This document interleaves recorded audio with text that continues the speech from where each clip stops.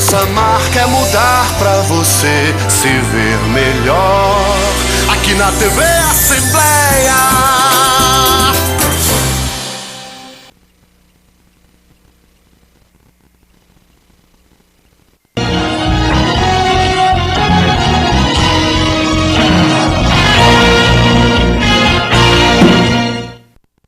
Olá, boa noite. Está no ar o programa Questão de Ordem.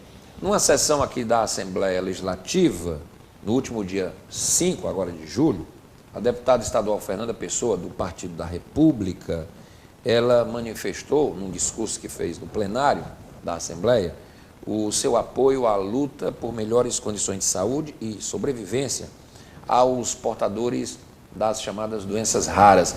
E ela citou inclusive uma síndrome, uma doença chamada distrofia muscular de Duchenne. É uma doença genética degenerativa e incapacitante.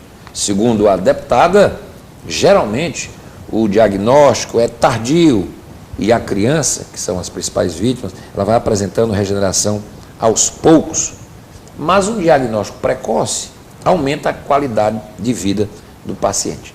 A deputada, inclusive, apresentou um projeto de lei aqui na Assembleia que cria o Dia Estadual de Conscientização da Distrofia de Duchenne, a ser incluído no dia 7 de setembro.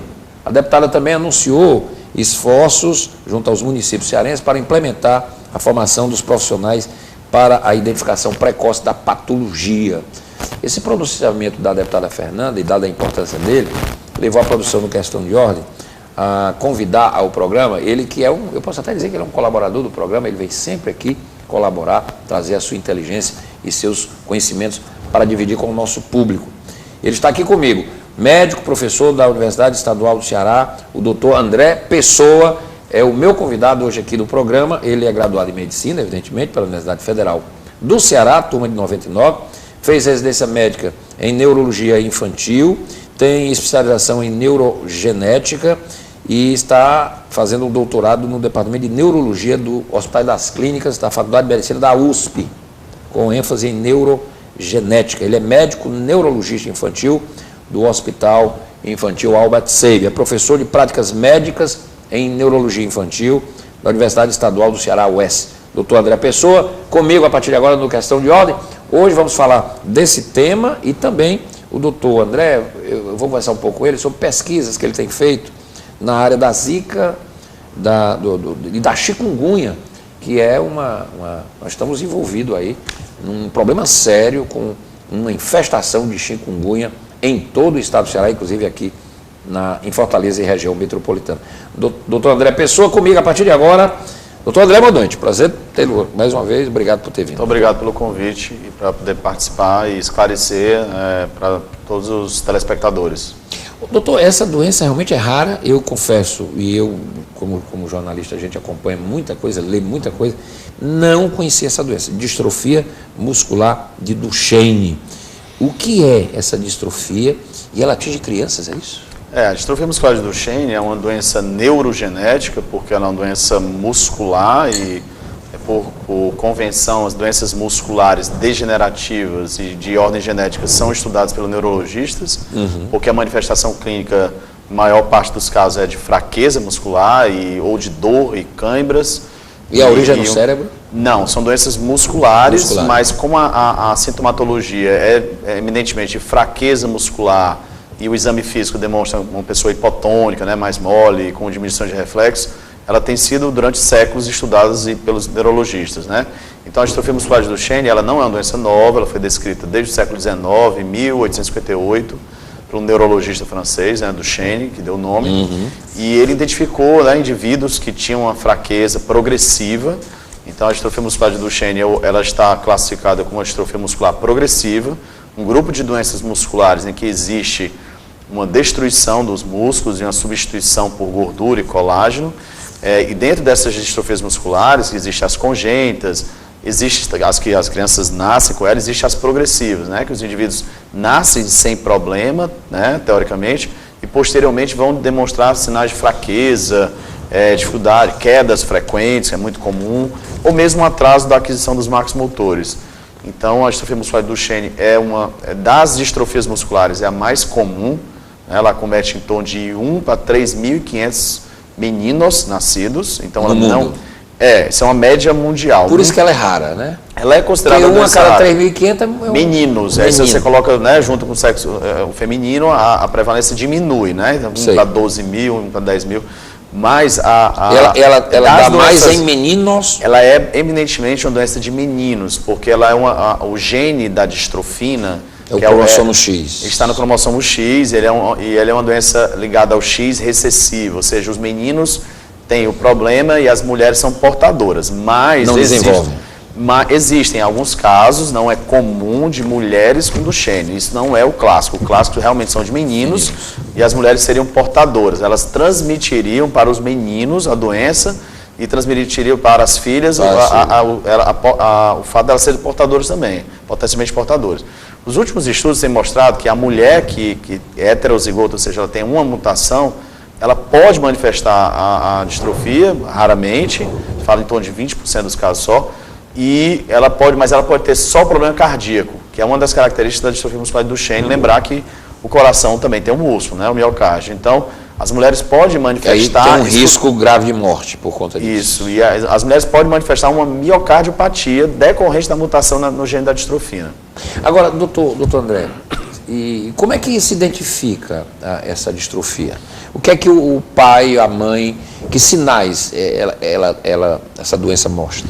É uma boa, excelente pergunta. A distrofia muscular do Duchenne, ela pode ter uma apresentação do menino completamente normal, que por volta de 2, 3 anos de idade... Quer dizer, o menino engatinha, começa a andar normal. Isso, ele atinge os marcos do desenvolvimento motor normalmente, mas ele depois vai ter por volta de 2, 3 até 5 anos um quadro de fraqueza muscular, ou uma marcha diferente, que a marcha anserina, que a criança faz uma acentuação da lordose, ou uma marcha na ponta dos pés digitígrada, ou um aumento da panturrilha, que é um sinal importante, né, porque inicialmente o indivíduo ele tem uma fraqueza... Que é a batata da perna. Da batata da perna, porque ele tem uma fraqueza mais proximal e ele mantém a força ainda distal, então ele faz uma hipertrofia verdadeira, mas com o tempo essa hipertrofia ela é falsa, a gente chama de pseudohipertrofia, porque é muito colágeno e gordura. Então a panturrilha, a batata da perna, ela fica grande. Então os pais podem observar que a criança cai com frequência, ou ela tem dificuldade para subir escadas, para subir uma ladeira, por exemplo.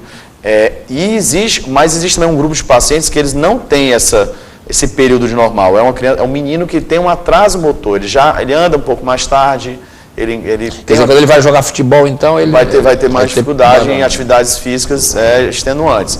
Outro dado importante é que é um exame, é uma doença que tem um marcador bioquímico de um exame de sangue chamado CPK, que é a creatina fosfoquinase. É uma enzima muscular que ela é muito usada, por exemplo, na identificação de infarto do miocárdio, junto com outras enzimas, mas ela é um marcador muito, muito importante para a Duchenne, é um marcador barato.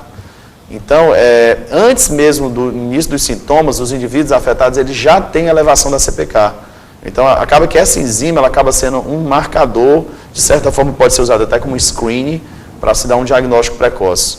Bom, aí, a partir do diagnóstico, esse indivíduo ele ganha uma sobrevida, mas ela é degenerativa e inexoravelmente vai levá-lo à morte? A distrofia muscular, a evolução natural da doença, ou seja, como ela se comporta sem tratamentos, em média, mundialmente, os indivíduos afetados eles ficariam na cadeira de rodas por volta de 12 anos. E aí eles falecem geralmente ou de um quadro respiratório, porque você vai ter uma fraqueza da musculatura, que faz a parte respiratória, ou por causas cardíacas, porque a distrofia muscular do Duchenne, eles fazem uma miocardiopatia dilatada, ou com arritmias, ou com outras complicações. Então ele não chega aos 20 anos? O paciente não tratado, a mortalidade é por volta do final da segunda década, como você está falando. Agora, já desde a década de 60 que se usa a corticoterapia.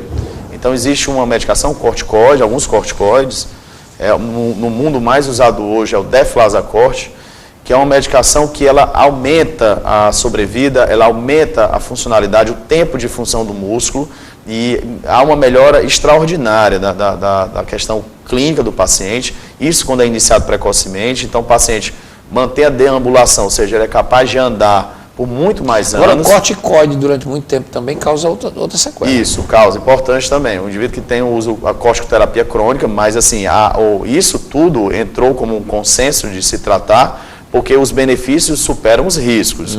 Mas existem os riscos e os problemas relacionados à corticoterapia prolongada, ou seja, o fato do indivíduo ficar usando corticoide por muito tempo, como a obesidade, como a dislipidemia, o aumento do colesterol, a catarata, a osteoporose, a perda de cálcio dos ossos. Então, esse indivíduo ele precisa ser acompanhado e isso, de certa forma, monitorizado do ponto de vista clínico, né? Com suplementação de cálcio, com controle da alimentação, controle da dieta. Tá? Então, o médico que está acompanhando o indivíduo com Duchenne, ele tem que fazer todo esse screening e, obviamente, ele não é um paciente acompanhado por um neurologista, ele precisa de uma equipe multidisciplinar e interdisciplinar para acompanhar esse paciente. O SUS faz esse tipo de tratamento de acompanhamento? Faz. O SUS a gente tem aqui no estado do Ceará os hospitais de referência para as doenças neuromusculares. Eu diria que hoje está bem estabelecido o Hospital Infantil Albert Sabin, onde eu trabalho. Hoje nós temos um ambulatório de doenças neurogenéticas que eu faço em parceria com a minha colega, a doutora Erlane Marques Ribeiro, um geneticista que a gente tem trabalhando numa parceria muito bacana. E nós temos um ambulatório de neurogenética, de erros inatos do metabolismo e as portas estão abertas, né, para o encaminhamento, referência do estado todo. Nós temos o Hospital Geral de Fortaleza, onde tem uma equipe de neuromuscular, chefiado pelo Dr. Cleonísio Leite. Então ele tem acompanhado mais os adultos. O Duchenne especificamente, ele é muito da infância. Mas existem as outras distrofias musculares que, que se manifestam no adulto e tem sido acompanhado também no HGF, muito bem acompanhado. E atualmente a gente tem, com a política de descentralização do Estado, nós temos hospitais Polos, Sobral, Juazeiro, onde também temos neurologistas que são habilitados. E esse paciente seria acompanhado, mesmo se for um paciente de baixa renda? Quer dizer, com certeza, a porta é aberta. Na verdade, a gente até tenta, né, dentro do princípio da lei do SUS, princípio da equidade, que a gente tenta tratar desiguais e desiguais. Então, o paciente mais desabonado, a gente, né, tenta até dar mais atenção, que eles precisam mais, né? Agora, doutor André, o senhor falou aí que essa distrofia atinge principalmente os homens, né? Os meninos, né? E as meninas podem carregar o gene, mas não apresentam os sintomas em sua grande maioria. Porém, em crescendo, elas podem transmitir para seus filhos. Perfeito. Como é que você evita isso? Tem como evitar? Por exemplo, numa família tem um menino que tem a distrofia. Imediatamente tem que também fazer o teste se ele tiver uma irmã. Perfeito. Então, assim, na tua pergunta anterior, pensado clinicamente na distrofia muscular do Duchenne, ou seja, um médico que vê uma criança com atraso motor, ou que está tendo perda da força, e tem todo aquele quadro neurológico, a propedêutica neurológica, que aponta para uma doença muscular, com elevação de CPK no sexo masculino, o indivíduo vai pensar numa distrofinopatia, na distrofia muscular do Duchenne, e hoje em dia o exame mais importante, o que seria o gold standard, padrão ouro, seria a genotipagem, ou seja, o teste genético da distrofina. Ora dado o diagnóstico pela mutação, eu não precisaria mais avançar em exames mais invasivos, como a própria eletroneuromiografia, ou mesmo a biópsia muscular, né? Lembrando que ambas poderiam dar, sim, sinais, conclusões que levavam também ao diagnóstico.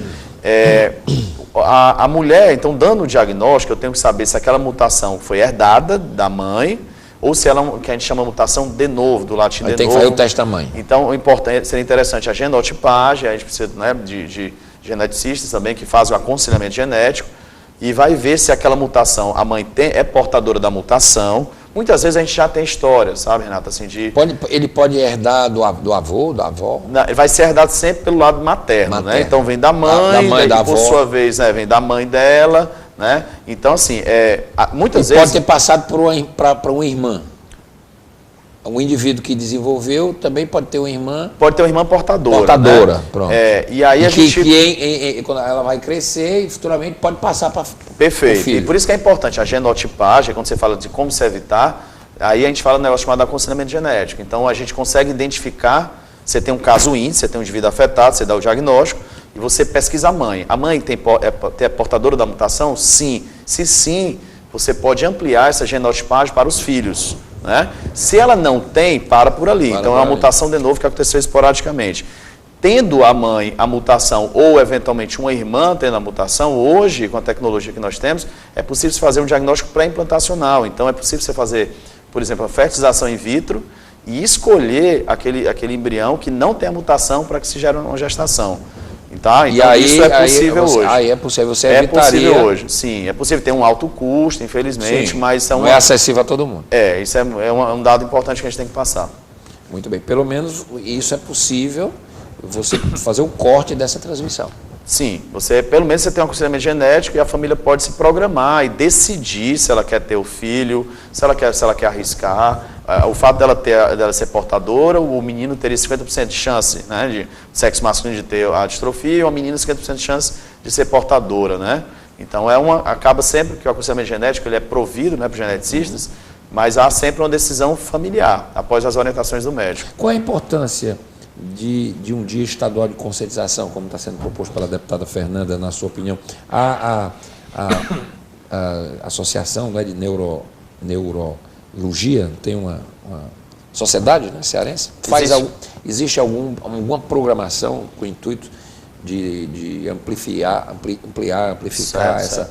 Essas doenças, chamadas doenças raras, como acho que a gente tem algumas associações, sociedades, existe a Academia Brasileira de Neurologia que tem feito de forma continuada atividades como essa. Esse dia estadual vai servir para isso. Vai servir para isso, então ele é muito importante, porque tá dentro, apesar de que a distrofia muscular do Duchenne ser considerada uma doença rara, dentre as raras ela é uma das mais comuns.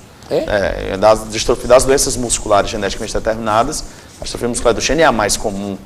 Então ela aí ela é uma das mais comuns? Das doenças raras, sim, né? Tá certo? E das doenças neuromusculares, ela só pede para atrofia espinhal progressiva. Mas ela foi descoberta quando, doutor? Em 1858, né? No século XIX.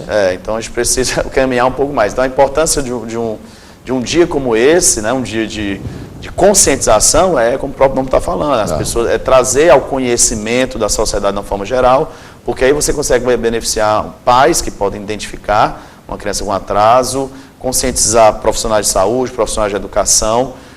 E hoje uma coisa interessante, Renata, é que além do tratamento, que é todo esse tratamento multidisciplinar, que envolve a corticoterapia, envolve a questão da pneumologia, que é fundamental, acompanhamento do médico pneumologista, da nutricionista, que vai prover uma alimentação que o indivíduo não pode engordar, mas ele tem que ter um aporte adequado de proteína.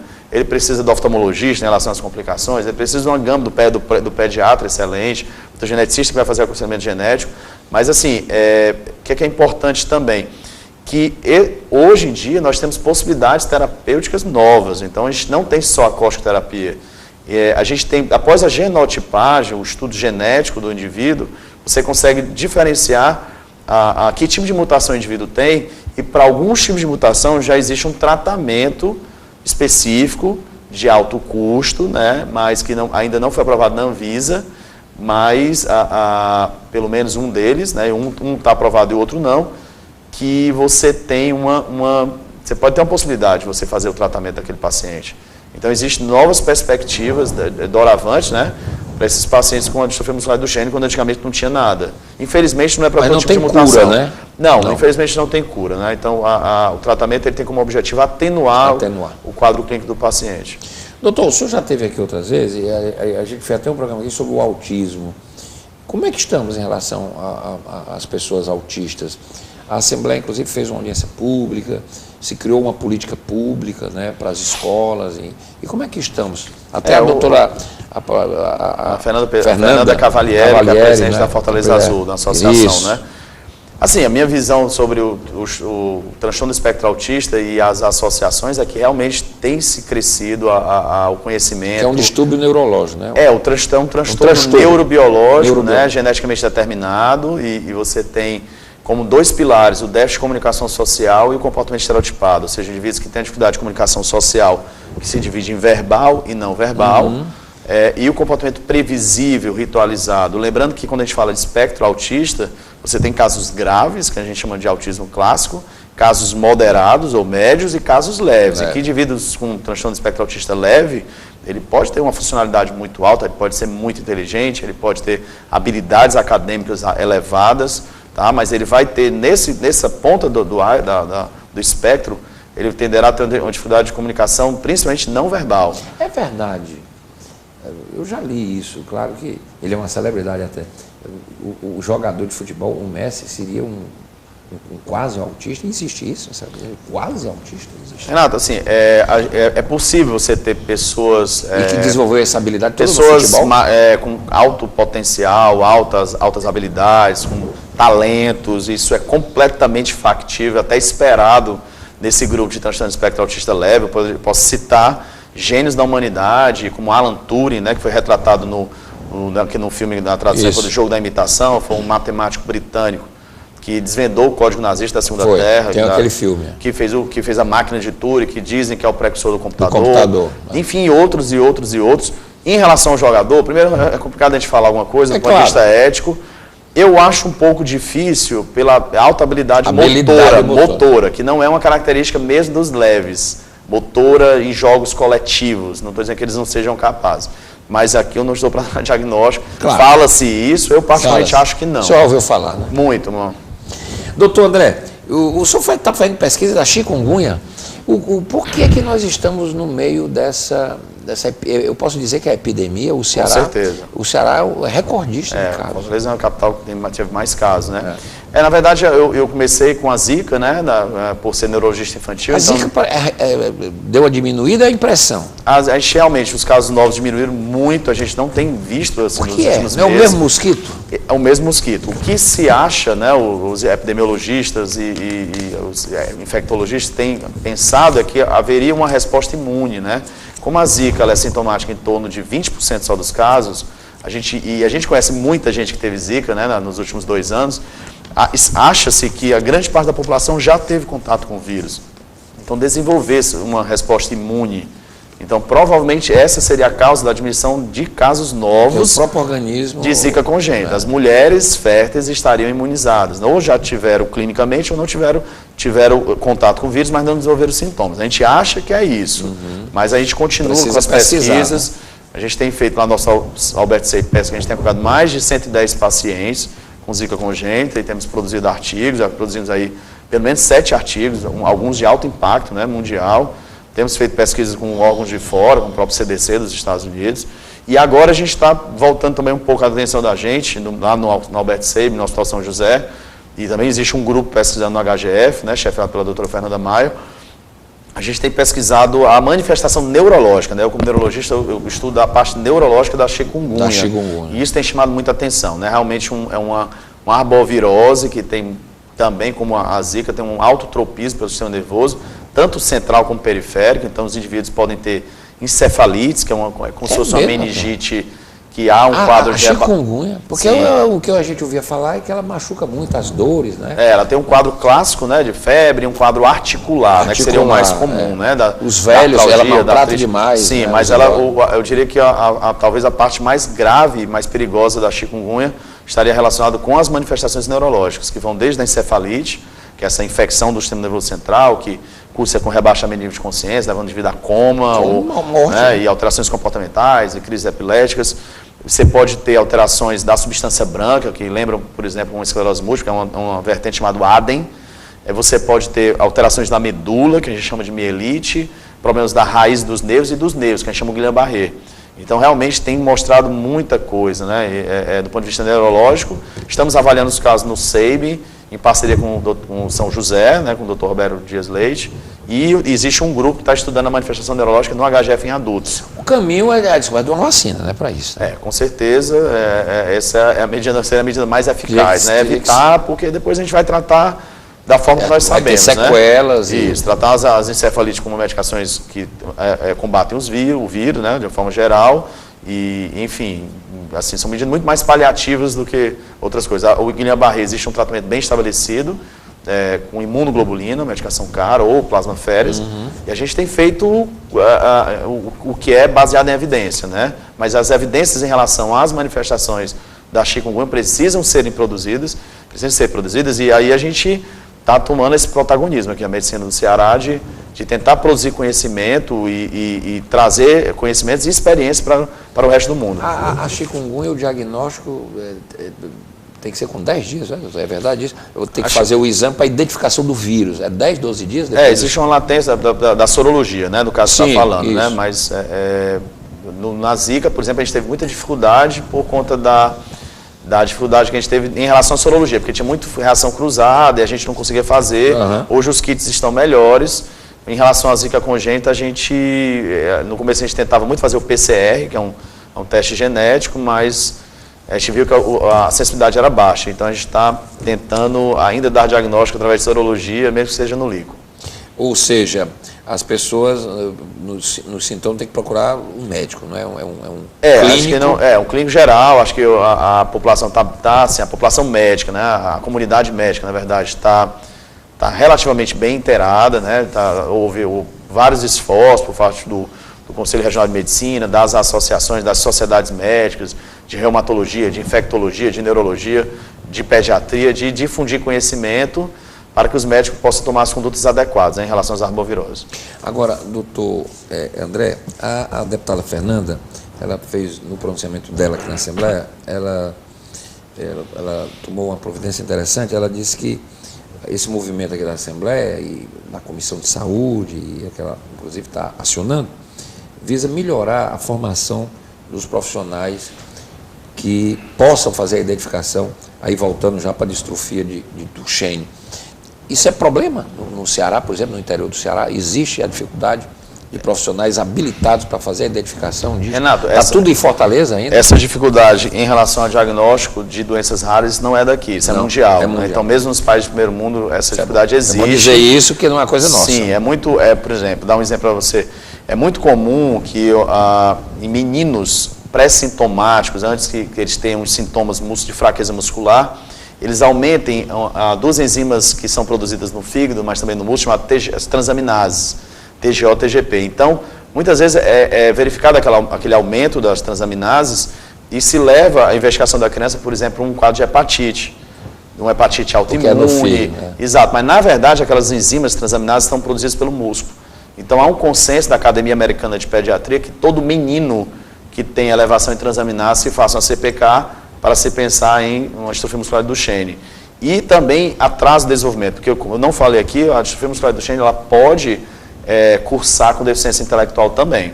O gene da distrofia ele tem uma expressividade central. Então, o menino começa a ter um retardo. Ele pode ter deficiência intelectual, não que ele vá desenvolver, ele já tem a deficiência intelectual. E talvez não fique tão claro nos primeiros anos, mas posteriormente, com o passar do tempo, fica claro que aquela criança tem um retardo. Isso acontece até em torno de 30% dos casos de Duchenne. Para melhorar essa formação, seria uma política pública, então, na área da Secretaria de Saúde. Com certeza. Eu acho que esse esforço é um esforço muito bom, muito importante, que não é uma coisa que deve ser só do Ceará. Isso é uma coisa que é mundial e precisa diminuir a perda de tempo do diagnóstico. Isso é um problema mundial em relação a doenças raras. Esse telefone aqui, doutor, que é 0800 200 8787, dúvidas sobre a Duchenne, esse telefone informa? Ele vai tirar algumas dúvidas, dúvidas básicas, né? Eu vou até colocar no vídeo 0800 200 8787, em caso de dúvida sobre a síndrome de Duchenne. E você pode utilizar esse número, que é uma ligação gratuita. Mais alguma coisa, doutor André? Não, só agradecer, né, a oportunidade de poder informar a população, né, e dizer que no Hospital Infantil Albert Sabin nós temos esse ambulatório de neurogenética, de doenças neuromusculares e é porta aberta. Eu passo quase todo dia ali, doutor, eu fico impressionado e vou aproveitar a presença do senhor aqui para dar um testemunho de como eu, como jornalista, e até como nas nossas relações de amigos e de familiares, como eu ouço bons testemunhos em relação ao Hospital Infantil Albert Sabin. É impressionante o trabalho que se faz lá. Todas as pessoas falam bem do hospital, porque o hospital não é uma coisa agradável. Você vai ao hospital, geralmente, quando tem um problema de saúde ou com o filho, que é uma coisa dolorosa. E o Hospital Albert Sabin, que é um hospital para crianças, ele tem digamos assim, um nível de satisfação das pessoas que procuram um negócio impressionante. Eles fizeram até aquele negócio daquela Rua da Esperança, que coisa bonita ali, né? Do CPC, né? Do Peter Pan. Exato, né? Do Peter Pan, com câncer. Um negócio espetacular. Eu diria que isso é fruto da paixão, né? De você fazer realmente, fazer com gosto, fazer com amor, de querer ajudar as crianças. Isso é um diferencial do hospital. Isso é o grande diferencial do Hospital Infantil Albert Sabin. Ou seja, não é só na neurologia, acho que em todas as áreas existem representantes magníficos, né? E isso parte desde a direção. A direção da doutora Marfisa, ela é uma direção maravilhosa, que nos dá todas as condições.